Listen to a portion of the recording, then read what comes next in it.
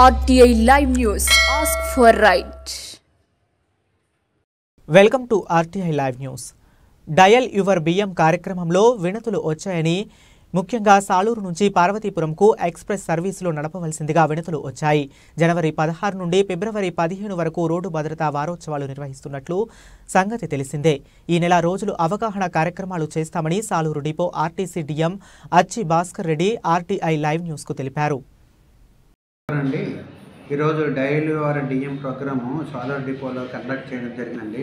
దీనికి 6 వినతులు వచ్చినాయండి. అందులో 6 వినతుల్లో 3 వినతులు ఒక ఊరి వాళ్ళే కొత్త వలస మీద అది పాచిపెంట బస్కి మంచిన వలస విశ్వనాథపురం గడివలస మీద కావాలని అడిగారు.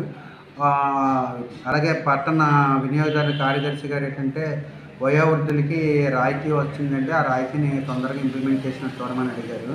మరియు నీడ్స్ డైరెక్టర్ గారు కూడా ఫోన్ చేశారు. ఆయన కూడా పార్వతీపురంకి ఎక్స్ప్రెస్ సర్వీస్ తిప్పితే బాగుంటుందని సూచన కూడా చేశారు.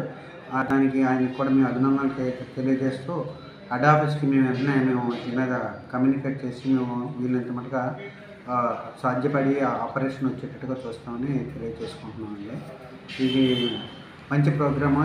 ఈ కార్యక్రమానికి హాజరైన వాళ్ళందరికీ మా యొక్క కృతజ్ఞతలు ధన్యవాదాలు తెలుపుకుంటున్నాను. Thank you.